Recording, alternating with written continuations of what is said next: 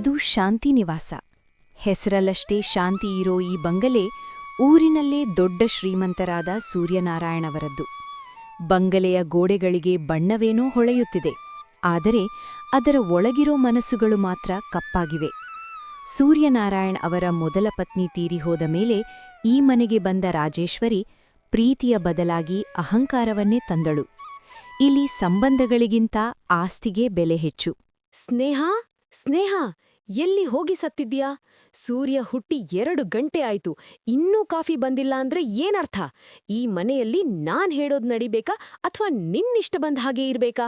ಇಲ್ಲ ಅತ್ತೆವ್ರೆ, ಮಾವನವರಿಗೆ ಕಷಾಯ ಮಾಡ್ಕೊಡ್ತಾ ಇದ್ದೆ, ಅದಕ್ಕೆ ಸ್ವಲ್ಪ ತಡ ಆಯ್ತು. ನಿನಗೆಷ್ಟು ಧೈರ್ಯ ಇರ್ಬೇಕು? ನನ್ನ ಆರ್ಡರ್ ಬಿಟ್ಟು ಸೂರ್ಯನಾರಾಯಣ ಅವರಿಗೆ ಕಷಾಯ ಕೊಡಕ್ ಹೋಗ್ತೀಯಾ? ಈ ಮನೆಯಲ್ಲಿ ಯಾರು ಮೊದಲು ಅನ್ನೋದು ನಿನಗೆ ಇನ್ನೂ ಅರ್ಥ ಆಗಿಲ್ಲ ಅನ್ಸುತ್ತೆ. ಚಿಕ್ಕಮ್ಮ, ಅವಳು ಅಪ್ಪನಿಗೆ ಹುಷಾರಿಲ್ಲ ಅಂತ ಕಷಾಯ ಮಾಡ್ಕೊಟ್ಟಿದ್ದಾಳೆ ಅಷ್ಟೇ. ಅದಕ್ಕೆ ಯಾಕಿಷ್ಟು ಸಿಟ್ ಮಾಡ್ತೀರಾ? ಓಹೋ, ಹೆಂಡ್ತಿ ಪರ ವಕಾಲತ್ ವಹಿಸೋಕೆ ಮಲಮಗ ಬಂದ್ಬಿಟ್ನಾ? ನೋಡು ಅಭಿ, ನಿನ್ನಪ್ಪ ಈ ಆಸ್ತಿ ಬರ್ದಿರೋದು ನನ್ ಹೆಸರಿಗೆ. ಈ ಮನೆಯಲ್ಲಿ ನನ್ ಮಾತೆ ಶಾಸನ. ನಿನಗಿಲ್ಲಿ ಇರೋಕೆ ಇಷ್ಟ ಇದ್ರೆ ಬಾಯಿ ಮುಚ್ಕೊಂಡಿರು, ಇಲ್ಲಾಂದ್ರೆ ದಾರಿ ನೋಡ್ಕೋ. ನನಗೆ ಆಸ್ತಿ ಮೇಲೆ ಆಸೆ ಇಲ್ಲ ಚಿಕ್ಕಮ್ಮ. ಅಪ್ಪನ ಗೌರವ ಮತ್ತು ಈ ಮನೆಯ ನೆಮ್ಮದಿ ಮುಖ್ಯ ಅಷ್ಟೇ. ಗೌರವ ಅಂತೆ ಗೌರವ. ಆ ಹಳೆ ಫೋಟೋ ಮುಂದೆ ನಿಂತು ಪ್ರಾರ್ಥನೆ ಮಾಡಿದ್ರೆ ಗೌರವ ಬರಲ್ಲ. ಈ ರಾಜೇಶ್ವರಿ ಮುಂದೆ ತಲೆ ತೆಗೆಸಿ ನಿಂತ್ರೆ ಮಾತ್ರ ಈ ಮನೆಯಲ್ಲಿ ಅನ್ನ ಸಿಗೋದು. ಮಲತಾಯಿಯ ಅಹಂಕಾರಕ್ಕೆ ಮೌನವೇ ಮದ್ದಾಗಿದೆ. ಸ್ನೇಹಾಳ ಕಣ್ಣೀರು, ಅಭಿಯ ತಾಳ್ಮೆ ಆ ಬಂಗಲೆಯ ಗೋಡೆಗಳಿಗೆ ಮಾತ್ರ ಗೊತ್ತು. ಆದರೆ ಅಹಂಕಾರದ ಅರಮನೆ ಯಾವತ್ತು ನೆಲಸಮ ಆಗುತ್ತೋ? ಕಾಲ ಉರುಳುತ್ತಿದೆ, ಆದರೆ ಶಾಂತಿನಿವಾಸದ ಪರಿಸ್ಥಿತಿ ಮಾತ್ರ ಬದಲಾಗಿಲ್ಲ. ಬೆಳಿಗ್ಗೆಯಿಂದ ರಾತ್ರಿಯವರೆಗೆ ಬೆವರು ಸುರಿಸುವ ಅಭಿ ಮತ್ತು ಸ್ನೇಹಾಗೆ ಸಿಗುತ್ತಿರುವುದು ಕೇವಲ ಅವಮಾನ. ಆದರೆ ರಾಜೇಶ್ವರಿಯ ಸ್ವಂತ ಮಗ ವಿಕ್ರಮ್ ಆಸ್ತಿಯ ಮದದಲ್ಲಿ ತೇಲುತ್ತಿದ್ದಾನೆ. ಹಡೆದವನಿಗೆ ಹಾಲು, ಮಲಮಗನಿಗೆ ಹಾಲಾಹಲ. ಇದು ಈ ಮನೆಯ ಇಂದಿನ ವಾಸ್ತವ. ಮಮ್ಮಿ, ಈ ಕಾಫಿಯಲ್ಲಿ ಸಕ್ಕರೆ ಕಮ್ಮಿ ಇದೆ. ಯಾರೋ ಮಾಡಿದ ಹಾಗೆ ಇದೆ ಇದು. ಇರು ಮಗನೇ, ಆ ಮನೆಗೆಲ್ಸದವಳು ಸ್ನೇಹ ಸರಿಯಾಗಿ ಮಾಡಿಲ್ಲ ಅನ್ಸುತ್ತೆ. ಲೇ ಸ್ನೇಹ, ಇಲ್ಲಿವಾ. ನನ್ ಮಗನಿಗೆ ಕಾಫಿ ಮಾಡಕ್ಕೆ ಕೂಡ ಬರಲ್ವಾ ನಿನ್ಗೆ? ಕೆಲ್ಸದ್ ಮೇಲೆ ಗಮನ ಎಲ್ಲಿರುತ್ತೆ? ಬರೀ ಅತ್ತೆ ಸೊಸೆ ನಾಟಕ ಮಾಡೋದ್ರಲ್ಲೇ ಇರ್ತೀಯಾ? ಇಲ್ಲ ಅತ್ತಿಯವ್ರೇ, ಸರಿಯಾಗಿಯೇ ಮಾಡಿದ್ದೆ. ಎದುರು ತರ ಬೇರೆ ಕೊಡ್ತೀಯಾ? ಹೋಗಿ ನನ್ನ ಮಗನಿಗೆ ಇಷ್ಟ ಆಗೋ ತರ ತಿಂಡಿ ರೆಡಿ ಮಾಡು. ಒಂದು ಚೂರು ತಡವಾದ್ರೂ ಇವತ್ತು ಅಡುಗೆ ಮನೆಯಲ್ಲೇ ಇರ್ಬೇಕು ನೀನು. ಅಮ್ಮ, ಹೊರಗಡೆ ತೋಟದ ಕೆಲ್ಸ ಎಲ್ಲ ಮುಗಿಸಿ ಬಂದೆ. ಸ್ವಲ್ಪ ನೀರ್ ಸಿಗುತ್ತಾ? ನೀರ್ ಬೇಕಿದ್ರೆ ಹೋಗಿ ನಲ್ಲಿಯಲ್ಲಿ ಕುಡಿ. ಇಲ್ಲಿ ನಿನ್ನ ತಮ್ಮನಿಗೆ ಬಡಿಸೋಕೆ ಸ್ನೇಹಾಗೆ ಪುರುಸೊತ್ತಿಲ್ಲ. ಅಂದ್ಹಾಗೆ ಈ ತಿಂಗಳ ಕಂಪನಿಯ ಲಾಭದ ಹಣ ಬಂತಲ್ಲ, ಅದನ್ನ ಬ್ಯಾಂಕಿಗೆ ಹಾಕಿದ್ಯಾ? ನೆನ್ಪಿರ್ಲಿ, ಆ ಹಣದ ಮೇಲೆ ನಿನಗೆ ಅಧಿಕಾರ ಇಲ್ಲ. ಅದೆಲ್ಲ ನನ್ನ ವಿಕ್ರಮ್ ಹೆಸರಿಗೆ ಹೋಗ್ಬೇಕು. ಹಾಗೆಯೇ ಮಾಡ್ತೀನಿ ಚಿಕ್ಕಮ್ಮ. ಅಪ್ಪ ಎಲ್ಲಿ? ನಿನ್ನಪ್ಪನ ಬಗ್ಗೆ ತಲೆ ಕೆಡಿಸ್ಕೊಳ್ಬೇಡ. ಅವರು ಸುಮ್ನೆ ಒಂದು ಮೂಲೆಯಲ್ಲಿ ಬಿದ್ದಿರ್ತಾರೆ. ಅವರ ಹೆಸರಷ್ಟೇ ಆಫೀಸ್ನಲ್ಲಿರೋದು. ಅಧಿಕಾರ ಎಲ್ಲ ನಂದು. ಸೂರ್ಯನಾರಾಯಣ ಅವರು ಮೆಟ್ಟಿಲಿಳಿದು ಬರುವುದನ್ನು ನೋಡಿ ಎಲ್ಲರೂ ಸುಮ್ಮನಾಗುತ್ತಾರೆ. ಅವರು ಅಸಹಾಯಕರಾಗಿ ಮಗ ಅಭಿಯ ಕಡೆ ನೋಡುತ್ತಾರೆ. ರಾಜೇಶ್ವರಿ, ಅಭಿ ಕೂಡ ಈ ಮನೆ ಮಗನೇ ಅಲ್ವಾ? ಅವನು ಬೆಳಗ್ಗೆಯಿಂದ ಬಿಸ್ಲಲ್ಲಿ ದುಡಿತಿದ್ದಾನೆ. ಅವನಿಗೆ 1 ಗ್ಲಾಸ್ ನೀರ್ ಕೊಡಕ್ಕೂ ನಿನಗೆ ಮನಸ್ಸಿಲ್ವಾ? ನೋಡಿ ಸೂರ್ಯನಾರಾಯಣವರೇ, ನೀವು ಬರೀ ಹೆಸರಿಗೆ ಮಾತ್ರ ಈ ಮನೆ ಯಜಮಾನ. ನಾನು ಹೇಳಿದ ಹಾಗೆ ಕೇಳಿದ್ರೆ ಮಾತ್ರ ಈ ಮನೆಯಲ್ಲಿ ನಿಮ್ಗೂ ಮರ್ಯಾದೆ ಸಿಗುತ್ತೆ. ನಿಮ್ಮ ಮೊದಲನೇ ಹೆಂಡತಿ ಮಗನ್ಮೇಲೆ ಅತಿ ಪ್ರೀತಿ ತೋರ್ಸಕ್ಕೆ ಹೋದ್ರೆ ಪರಿಣಾಮ ನೆಟ್ಟಗಿರಲ್ಲ. ಸೂರ್ಯನಾರಾಯಣವರು ಮೌನವಾಗಿ ಅಡುಗೆ ಕೋಣೆಯ ಕಡೆ ಹೋಗುತ್ತಾರೆ. ಅಲ್ಲಿ ಸ್ನೇಹ ಅಳುತ್ತಾ ಇರುವುದನ್ನು ನೋಡಿ ಅವರಿಗೆ ಸಂಕಟವಾಗುತ್ತದೆ. ನನ್ನ ಕ್ಷಮಿಸ್ಬಿಡು ಮಗಳೇ. ನನ್ನ ಅಸಹಾಯಕತೆಯೇ ಇಷ್ಟೆಲ್ಲ ನರಕಕ್ಕೆ ಕಾರಣ. ಇಲ್ಲ ಮಾವಯ್ಯ, ನೀವೇ ನಮ್ಗೆ ದೇವರು. ಅತ್ತೆಯವರ ಕೋಪ ಒಂದಿನ ತಣ್ಣಗಾಗುತ್ತೆ ಅನ್ನೋ ನಂಬಿಕೆ ನನಗಿದೆ.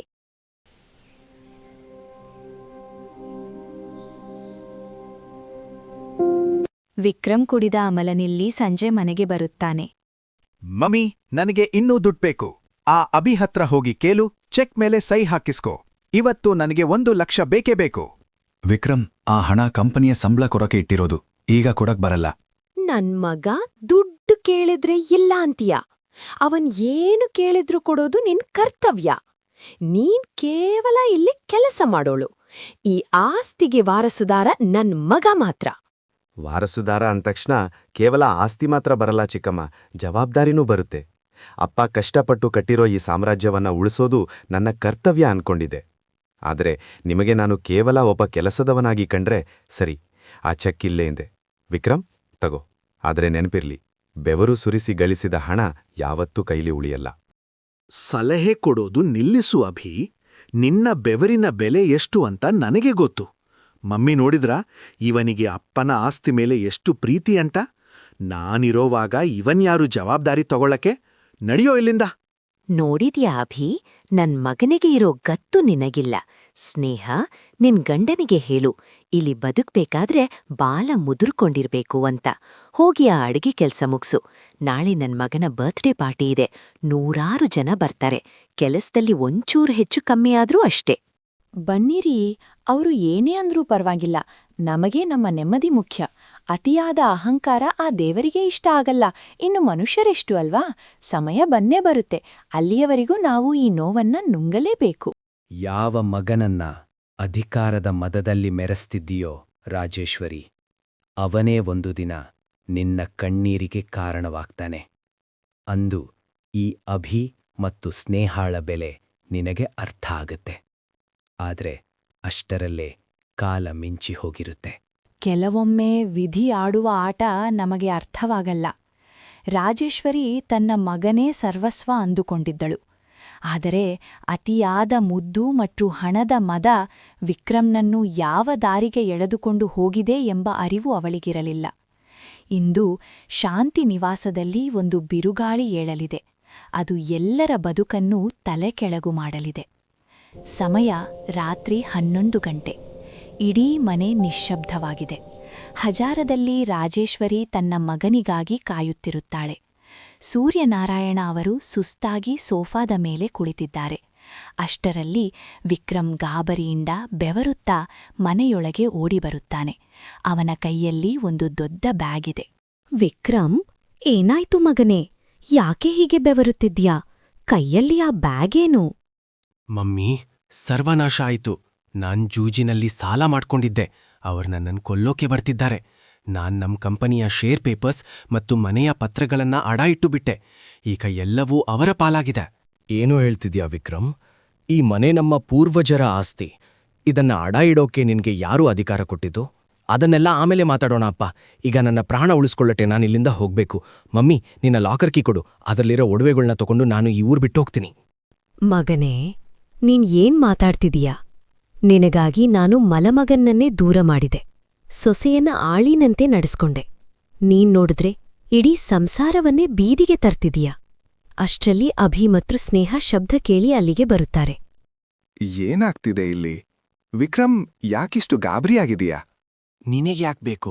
ಬಂತು ನೋಡು ಆದರ್ಶವಾದಿ ಮಗ. ಮಮ್ಮಿ, ಬೇಗ ಕೀ ಕೊಡು.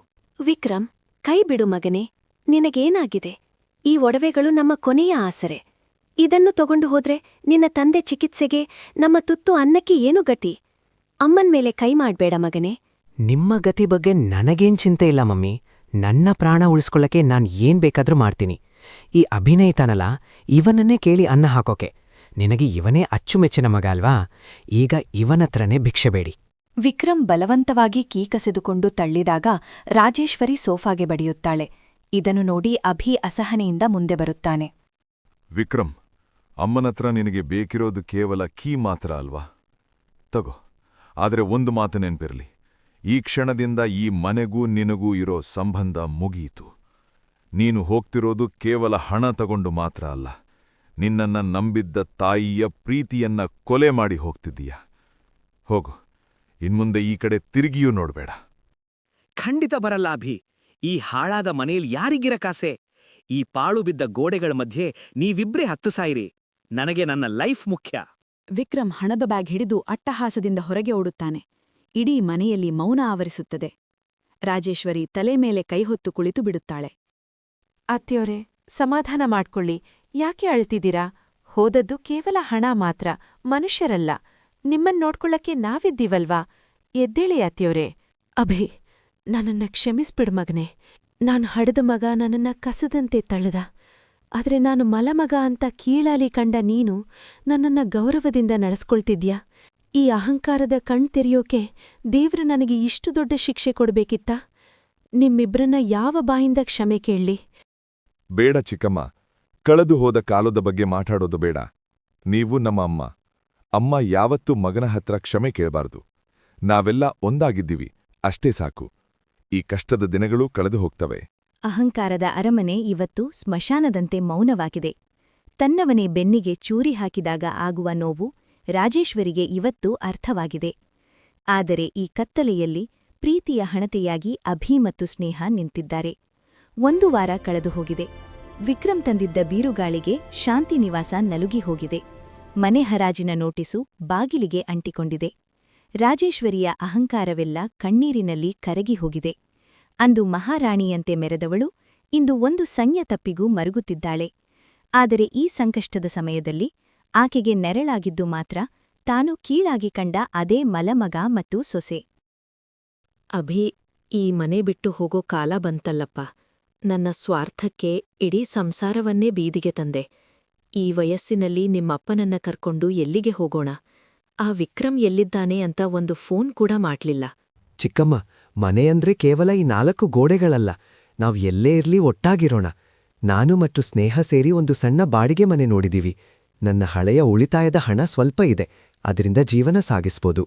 ಅತ್ತೆಯವರೇ, ಹಳೆಯದನ್ನೆಲ್ಲ ಮರೆತುಬಿಡಿ. ಈಗ ನಮಗೆ ಮಾವಯ್ಯನ ಆರೋಗ್ಯ ಮುಖ್ಯ. ನೀವು ಧೈರ್ಯವಾಗಿರಬೇಕು. ರಾಜೇಶ್ವರಿ, ಈಗ್ಲಾದ್ರೂ ನಿನಗೆ ಅರ್ಥ ಆಯ್ತಾ? ಹಣದ ಅಹಂಕಾರ ಮನುಷ್ಯನನ್ನ ಕುರುಡನನ್ನಾಗಿ ಮಾಡುತ್ತೆ. ಆದರೆ ಸಂಕಷ್ಟದಲ್ಲಿ ಕೈ ಹಿಡಿಯುವುದು ಕೇವಲ ಸಂಸ್ಕಾರ ಮಾತ್ರ. ನನ್ನ ಮಗ ಅಭಿಯನ್ನು ನೀನು ದೂರ ಮಾಡಿದೆ, ಆದರೆ ಅವನೇ ನಿನ್ನನ್ನು ಹೊತ್ತು ಸಾಕುತ್ತಿದ್ದಾನೆ. ನನ್ನ ಕ್ಷಮಿಸ್ಬಿಡಿ. ನನಗೆ ದೊಡ್ಡ ಶಿಕ್ಷೆಯೇ ಆಗಿದೆ. ಇಷ್ಟು ದಿನ ನಾನು ಮನೆಗೆ ಯಜಮಾನಿ ಅಂದ್ಕೊಂಡಿದ್ದೆ. ಆದ್ರೆ ಈ ಮನೆಗೆ ನಿಜವಾದ ಯಜಮಾನಿ ಈ ಸ್ನೇಹ. ಅವಳ ತಾಳ್ಮೆಯೇ ಈ ಕುಟುಂಬವನ್ನು ಇವತ್ತು ಒಂದಾಗಿ ಇಟ್ಟಿದೆ. ಬಾಗಿಲಲ್ಲಿ ಸಾಲಗಾರರು ಮತ್ತು ಕೆಲವು ಅಧಿಕಾರಿಗಳು ಬರ್ತಾರೆ. ಅಭಿ ಅವರ ಮುಂದೆ ಹೋಗಿ ನಿಲ್ತಾನೆ. ಮಿಸ್ಟರ್ ಅಭಿ, ಸಮಯ ಮುಗಿಯಿತು. ನೀವು ಈ ಕೂಡಲೇ ಮನೆ ಖಾಲಿ ಮಾಡಬೇಕು. ಸರ್, 1 ನಿಮಿಷ. ನನ್ನ ತಾಯಿಯ ಹೆಸರಿನಲ್ಲಿದ್ದ ಹಳೆಯ ವಿಮೆ ಮತ್ತು ನಾನು ಕೆಲವು ವರ್ಷಗಳಿಂದ ಕಷ್ಟಪಟ್ಟು ಹೂಡಿಕೆ ಮಾಡಿದ್ದ ಹಣದಿಂದ ನಾನು ಈ ಮನೆಯ 50% ಸಾಲವನ್ನ ತೀರಿಸಿದ್ದೇನೆ. ಉಳಿದ ಹಣಕ್ಕೆ ಬ್ಯಾಂಕ್ನಿಂದ ಲೋನ್ ಮಂಜೂರಾಗಿದೆ. ಈ ಮನೆ ಇನ್ನು ಮುಂದೆ ಹರಾಜಾಗುವುದಿಲ್ಲ. ಅಭಿ, ನೀನು ಇಷ್ಟೆಲ್ಲ ಹಣ ಎಲ್ಲಿಂದ ತಂದೆ? ನಿನ್ನ ಸ್ವಂತ ಬದುಕಿಗಾಗಿ ಇಟ್ಟಿದ್ದ ಹಣವನ್ನೆಲ್ಲ ನಮಗಾಗಿ ಖರ್ಚು ಮಾಡಿದ್ಯಾ? ಅಮ್ಮ, ನಾನು ಮೊದಲೇ ಹೇಳಿದ್ದೆ ಅಲ್ವಾ, ಮನೆ ಅನ್ನೋದು ದೇವಸ್ಥಾನ ಇದ್ದ ಹಾಗೆ. ಇದನ್ನ ಉಳಿಸ್ಕೊಳ್ಳೋದು ಪ್ರತಿಯೊಬ್ಬ ಮಗನ ಕರ್ತವ್ಯ. ನೀವು ಮತ್ತು ಅಪ್ಪ ಈ ಮನೆಯಲ್ಲಿ ನೆಮ್ಮದಿಯಾಗಿ ಇರಬೇಕು. ಅದೇ ನನಗೆ ದೊಡ್ಡ ಆಸ್ತಿ. ಕೊನೆಗೂ ಶಾಂತಿ ನಿವಾಸಕ್ಕೆ ಶಾಂತಿ ಮರಳಿದೆ. ಸಂಬಂಧಗಳ ಮೌಲ್ಯ ಅರ್ಥವಾದಾಗ ಮನೆ ಮಂದಿರವಾಗುತ್ತದೆ. ಮಲತಾಯಿ ಎಂಬ ಪದ ಅಳಿಸಿ ಹೋಗಿ ಅಲ್ಲಿ ಕೇವಲ ತಾಯಿ ಮಾತ್ರ ಉಳಿದಿದ್ದಾಳೆ. ಅಹಂಕಾರ ಸೋತಿದೆ, ಪ್ರೀತಿ ಗೆದ್ದಿದೆ. ಇದುವೇ ಸತ್ಯದ ದಾರಿ. ಇದುವೇ ಸುಖಿ ಸಂಸಾರದ ಗುರಿ.